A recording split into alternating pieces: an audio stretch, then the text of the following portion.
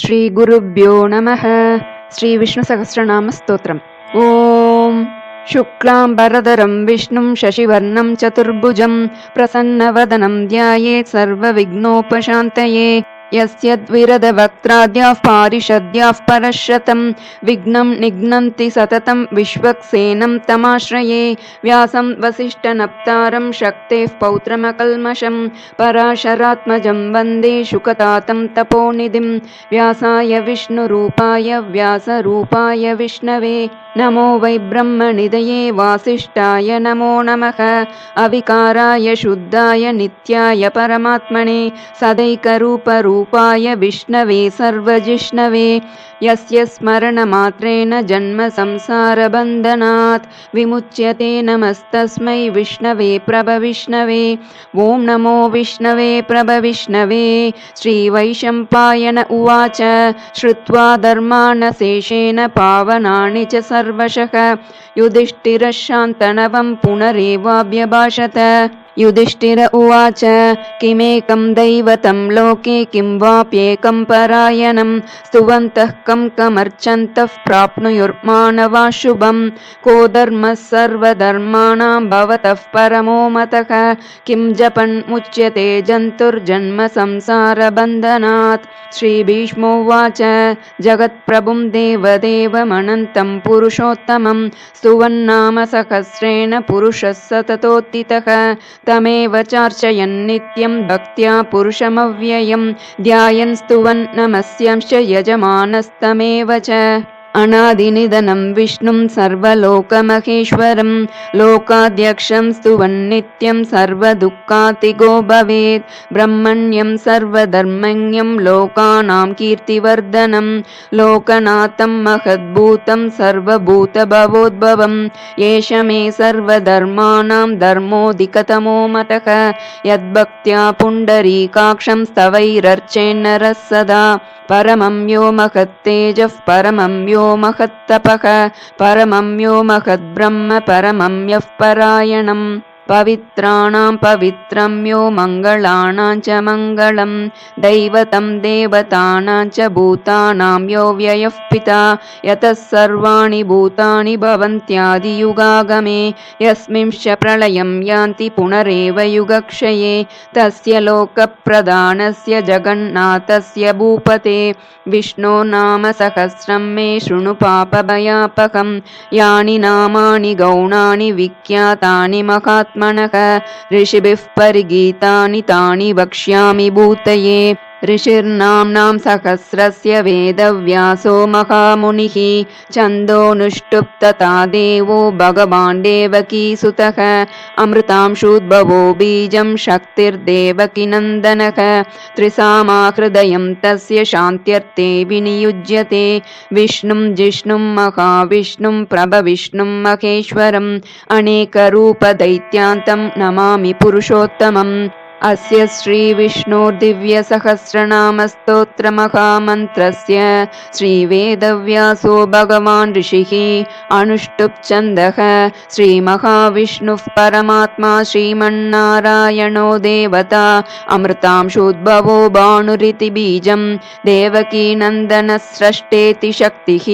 उद्भवः क्षोभणो देव इति परमो मन्त्रः।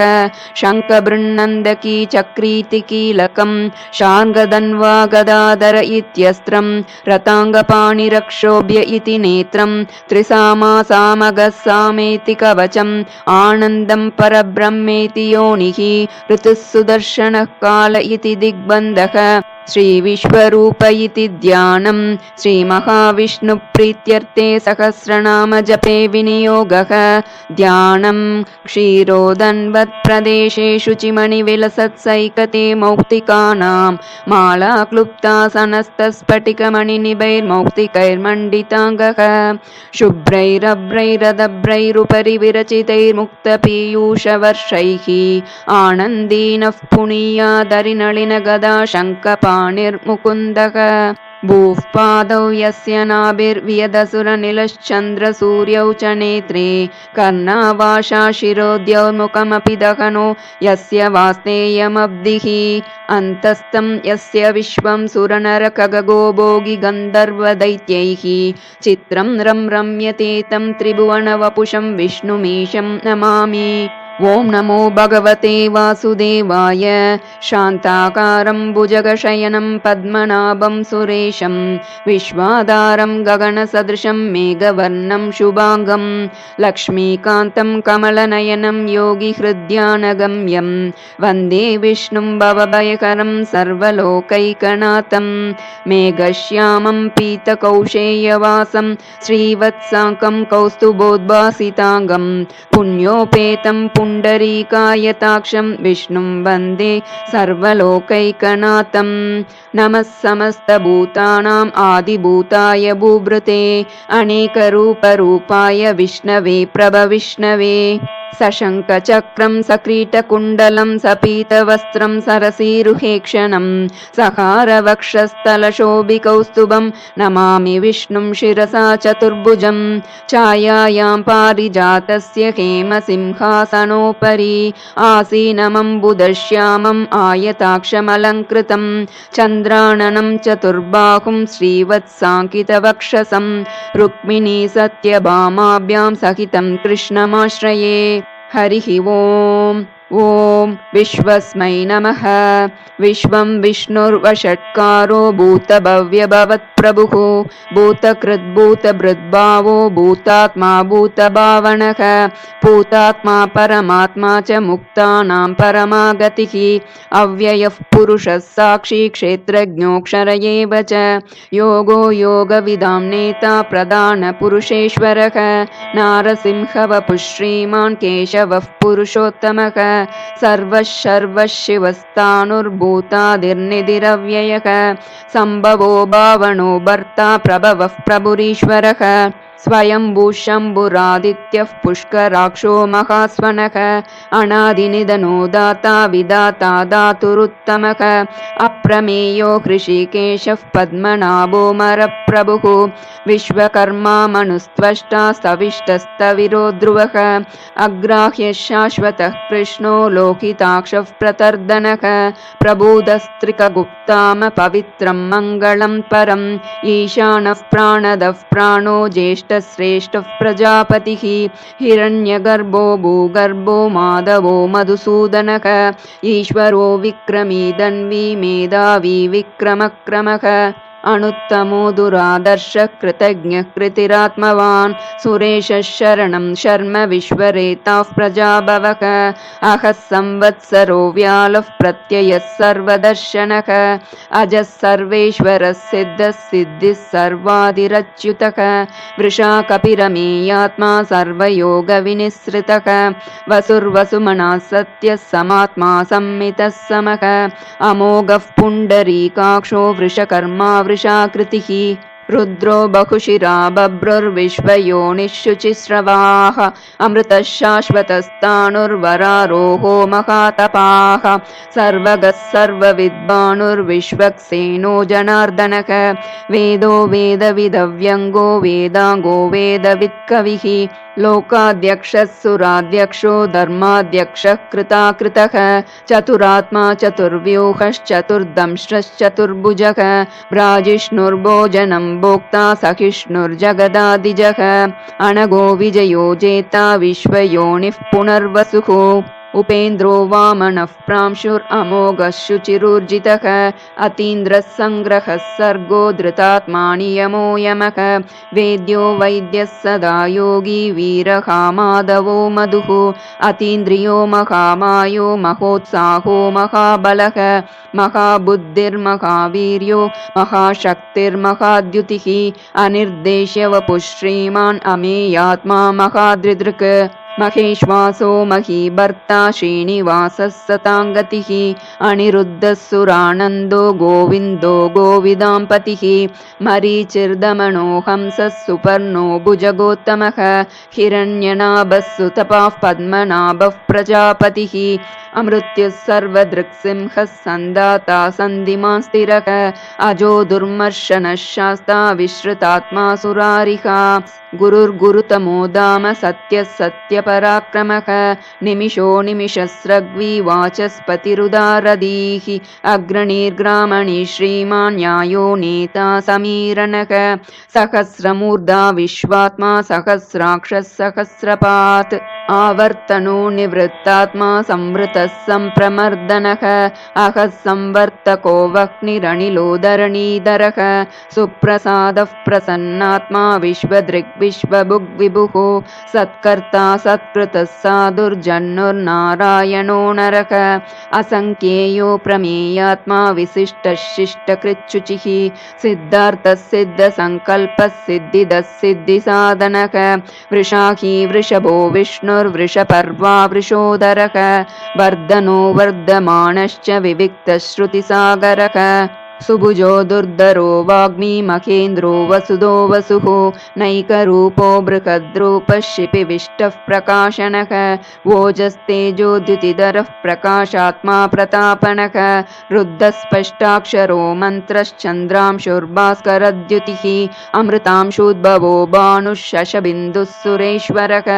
औषधं जगतः सेतुः सत्यधर्मपराक्रमः भूतभव्यभवन्नाथः पवनः पावनः नलः कामः कामकृत्कान्तः कामः कामप्रदः प्रभुः युगादिकृत् युगावर्तो नैकमायो महाशनः अदृश्यो व्यक्तरूपश्च सहस्रजिदनन्तजित् इष्टो विशिष्टः शिष्टेष्टः शिखण्डी नहुषो वृषः क्रोधः क्रोधकृत्कर्ता विश्वबाहुर्महीधरः अच्युतः प्रतितः प्राणः प्राणदो वासवानुजः अपान्निधिरधिष्ठानमप्रमत्तः प्रतिष्ठितः स्कन्दस्कन्दधरो दुर्यो वरदो वायुवाहनः वासुदेवो बृहद्भानुरादिदेवः पुरन्दरः अशोकस्तारणस्तारः शूरः शौरिजनेश्वरः अनुकूलः शतावर्तः पद्मी पद्मनिवेक्षणः पद्मनाभो रविन्दाक्षः पद्मगर्भः शरीरभृत् महर्दिरुद्धो वृद्धात्मा महाक्षो गरुडध्वजः अतुलः शरभो भीमः समयज्ञो हविर्हरिः सर्वलक्षणलक्षण्यो लक्ष्मीवान् समितिञ्जयः विक्षरो रोहितो मार्गो हेतुर्दामोदरः सकः महीधरो महाभागो वेगवानमिताशनः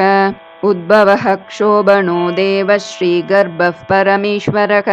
करणं कारणं कर्ता विकर्ता गहनो गुहः व्यवसायो व्यवस्थानः संस्थानस्थानदो ध्रुवः परर्दिः परमस्पष्टस्तुष्टः पुष्टः शुभेक्षणः रामो विरामो विरतो मार्गो नेयो नयो नयः वीरः शक्तिमतां श्रेष्ठो धर्मो धर्मविदुत्तमः वैकुण्ठः पुरुषः प्राणः प्राणदः प्रणवः पृथुः हिरण्यगर्भः शत्रुघ्नो व्याप्तो वायुरदोक्षजः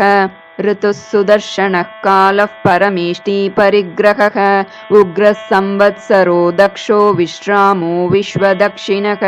विस्तारस्तावरस्ताणुः प्रमाणं बीजमव्ययम् अर्थोऽनर्थो महाकोशो महाभोगो महाधनः अनिर्विन्नस्तविष्टो भूर्धर्मयूपो महामकः नक्षत्रनेमिर्नक्षत्री क्षमः क्षामः समीहनः यज्ञयुज्यो महीज्यश्च क्रतुः सत्रं सताङ्गतिः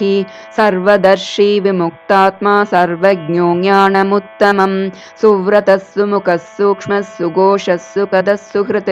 मनोहरो जितक्रोधो वीरबाहुर्विदारणः स्वापनस्ववशो व्यापी नैकात्मा नैककर्मकृत् वत्सरो वत्सलो वत्सी रत्नगर्भो धनेश्वरः धर्मगुद्धर्मकृद्धर्मी सदसक्षरमक्षरम् अविज्ञाता सहस्रांशुर्विधाता कृतलक्षणः गभस्तिनेमिः सत्त्वस्तः सिंहो भूतमहेश्वरः आदिदेवो महादेवो देवेशो देवभृद्गुरुः उत्तरो गोपतिर्गोप्ता ज्ञानगम्यः पुरातनः शरीरभूतभृद्भोक्ता कपीन्द्रो भूरिदक्षिणः सोमपो मृतपः सोमः पुरुजित्पुरुषोत्तमः विनयो जयः सत्यसन्धो दाशार्हः सात्वतां पतिः जीवो विनयिता साक्षी मुकुन्दो मितविक्रमः अम्बो निधिरनन्तात्मा महोदधिशयोऽन्तकः अजो महार्हः स्वाभाव्यो जितामित्र प्रमोदनः आनन्दो नन्दनो नन्दः सत्यधर्मा त्रिविक्रमः महर्षिः कपिलाचार्यः कृतज्ञो मेदिनीपतिः त्रिपदस्त्रिदशाध्यक्षो महाशृङ्गः कृतान्तकृत् महावराहो गोविन्दः सुषेणः कनकाङ्गदी गुह्यो गभीरो गहनो गुप्तश्चक्रगदाधरः वेदास्वाङ्गोजितः कृष्णो दृढः शङ्कर्षणोच्युतः वरुणो वारुणो वृक्षः पुष्कराक्षो महामनाः भगवान् भगहानन्दी वनमाली हलायुधः आदित्यो ज्योतिरादित्यः सहिष्णुर्गतिसत्तमः सुधन्वा कण्डपरशुर्दारुणो द्रविणप्रदः दिवस्पृक्सर्वदृग्व्यासो वाचस्पतिरयो निजः त्रिसामासामगः सामनिर्वाणं भेषजं भिषक् सन्न्यासकृच्छमशान्तो निष्ठा शान्तिः परायणं शुभाङ्गः शान्तिदः स्रष्टा कुमुदः कुवलेशयः गोहितो गोपतिर्गोप्ता वृषभाक्षो वृषप्रियः अनिवर्ती निवृत्तात्मा संक्षेप्ता क्षेमकृच्चिवः श्रीवत्सवक्षा श्रीवास श्रीपतिः श्रीमताम्बरः श्रीधर श्रीश श्रीनिवास श्रीनिधि श्रीविभावनः श्रीधर श्रीकर श्रेय श्रीमाल्लोकत्रयाश्रयः स्वक्षस्वङ्गशतानन्दो नन्दिर्ज्योतिर्गणेश्वरः विजितात्मा विधेयात्मा सत्कीर्तिश्चिन्न संशयः उदीर्णः सर्वतश्चक्षुरनीशः शाश्वतस्थिरः भूषयो भूषणो भूतिर्विशोकशोकनाशनः अर्चिष्मानर्चितः कुम्भो विशुद्धात्मा विशोदनः अनिरुद्धो प्रतिरतः प्रद्युम्नोमितविक्रमः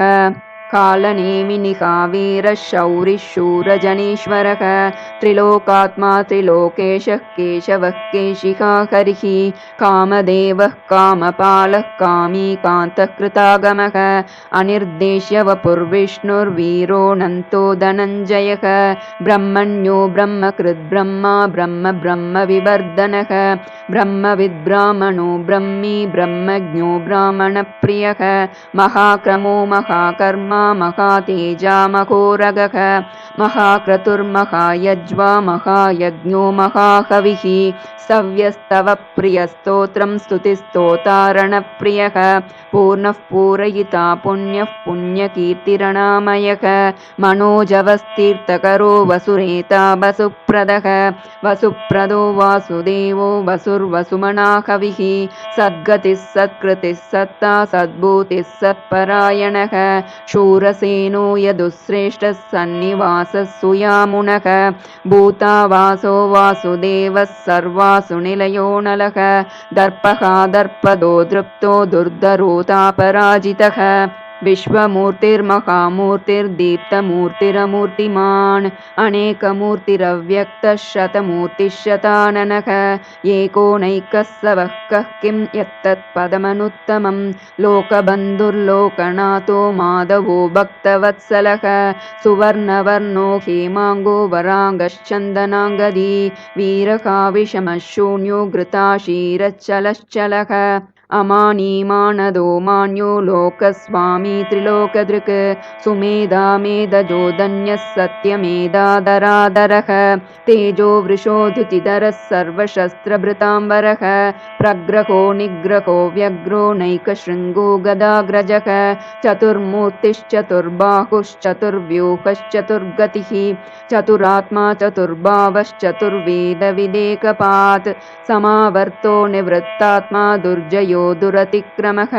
दुर्लभो दुर्गमो दुर्गो दुरावासो दुरारिहा शुभाङ्गो लोकसारङ्गः सुतन्तुस्तन्तुवर्धनः इन्द्रकर्मा महाकर्मा कृतकर्मा कृतागमः उद्भवः सुन्दरः सुन्दो रत्ननाभः सुलोचनः अर्को वाजनसः शृङ्गी जयन्तः सर्वविजयी सुवर्णबिन्दुरक्षोभ्यः सर्ववागीश्वरेश्वरः महाह्रदो महागर्तो महाभूतो महानिधिः कुमुदः कुन्दरः कुन्दः पर्जन्यः पावनोऽनिलः अमृताशोऽमृतवपुः सर्वज्ञः सर्वतोमुखः सुलभः सुवृतः सिद्धः शत्रुजिच्शत्रुतापनः न्यग्रोदोदुम्बरोऽश्वत्थश्चाणूरान्ध्रनिषूदनः सहस्रार्चिः सप्तजिह्वः सप्तैदा सप्तवाहनः अमूर्तिरणगोचिन्त्यो भयकृद्भयनाशनः अणुर्बृहत्कृशस्थूलो गुणर्बृन्निर्गुणो महान् अधृतस्वधृतस्वास्य प्राग्वंशो वंशवर्धनः भारभृत्कथितो योगी योगीशः सर्वकामदः आशमनः शमनः क्षामः सुपर्णो वायुवाहनः धनुर्धरो धनुर्वेदो दण्डो दमयिता दमः अपराजितः सर्वसहो नियन्ता नियमो यमः सत्त्ववान् सात्विकः सत्यः सत्यधर्मपरायणः अभिप्रायः प्रियार्होः प्रियकृत्प्रीतिवर्धनः विहाय सगतिर्ज्योतिः सुरुचिर्हुतभुग्विभुः रविर्विरोचनः सूर्यः सविता रविलोचनः अनन्तो हुतभुग्भोक्ता सुखदो नैकजोऽग्रजः अनिर्विन्नः सदामर्षि लोकाधिष्ठानमद्भुतः सनातनतमः कपिलः कपिरव्ययः स्वस्तिदः स्वस्तिकृत् स्वस्ति स्वस्ति भुक् स्वस्ति दक्षिणः अरौद्रः कुण्डली चक्री विक्रम्यूर्जितशासनः शब्दातिगः शब्दसखः शिशिरः शर्वरीकरः अक्रूरः पेशलो दक्षो दक्षिणः क्षमिनाम्बरः विद्वत्तमो वीतभयः पुण्यश्रवणकीर्तनः उत्तारणो दुष्कृतिः पुण्यो दुःस्वप्ननाशनः वीरकारक्षणः सन्तो जीवनः पर्यवस्थितः अनन्तरूपोऽनन्तश्रीर्जितमन्युर्भयापहः चतुरश्रो गभीरात्मा विदिशो व्यादिशो दिशः अनादिभूर्भुवो लक्ष्मी सुवीरो रुचिराङ्गदः जननो जनजन्मादिर्भीमो भीमपराक्रमः आधारनिलयो दाता पुष्पहासः प्रजागरः ऊर्ध्वगः सत्पथाचारः प्राणदः प्रणवः पणः प्रमाणं प्राणनिलयः प्राणभृत् प्राणजीवनः तत्त्वं तत्त्वविदेकात्मा जन्म मृत्युजरातिगः भूर्भुवस्वस्तरुस्तारः सविता प्रपितामहः यज्ञो यज्ञपतिर्यज्वा यज्ञाज्ञो यज्ञवाहनः यज्ञभृत् यज्ञकृत् यज्ञी यज्ञभुक् यज्ञसाधनः यज्ञान्तकृत् यज्ञगुह्यम् अन्नमन्नादयेव च आत्मयोनिस्वयं जातो वैकानः सामगायनः देवकीनन्दनः स्रष्टा क्षितीशः पापनाशनः शङ्खबृन्नन्दकी चक्री शाङ्गधन्वा गदाधरः रताङ्गपाणिरक्षोभ्यः सर्वप्रहरणायुधः श्रीसर्वप्रहरणायुध ॐ नमः इति वनमाली गती शार्ङ्गी शङ्की चक्री च नन्दकी श्रीमान्नारायणो विष्णुर्वासुदेवोऽभिरक्षतु वनमाली गदी शार्ङ्गी शङ्की चक्री च नन्दकी श्रीमान्नारायणो विष्णुर्वासुदेवोऽभिरक्षतु वनमाली गदी शार्ङ्गी शङ्की चक्री च नन्दकी श्रीमान्नारायणो विष्णुर्वासुदेवोऽभिरक्षतु श्रीवासुदेवोऽभिरक्षतु ॐ नमः इतीदं कीर्तनीयस्य केशवस्य महात्मनः नाम्नां सहस्रं दिव्यानाम् अशेषेण प्रकीर्तितं य इदं शृणुयान्नित्यं यश्चापि परिकीर्तयेत् नाशुभं प्राप्नुयात् किञ्चित् सोमुत्रेह च मानवः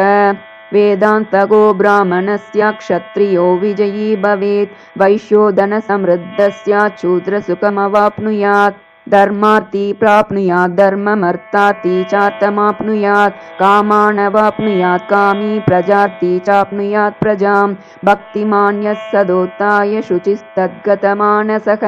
सहस्रं वासुदेवस्य नाम्नामेतत् प्रकीर्तयेत् यशः प्राप्नोति विपुलं याति प्राधान्यमेव च अचलां श्रियमाप्नोति श्रेयः प्राप्नोत्यनुत्तमम्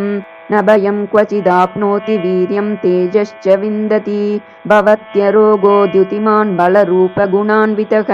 रोगार्तो मुच्यते रोगात् बद्धो मुच्येत बन्धनात् भयान्मुच्येत भीतस्तु मुच्येतापन्न आपदः दुर्गान्यतितरत्याशु पुरुषः पुरुषोत्तमं स्तुवन्नाम सहस्रेण नित्यं भक्तिसमन्वितः वासुदेवाश्रयो मर्त्यो वासुदेवपरायणः सर्वपापविशुद्धात्मा याति ब्रह्म सनातनं न वासुदेवभक्तानामशुभं विद्यते क्वचित्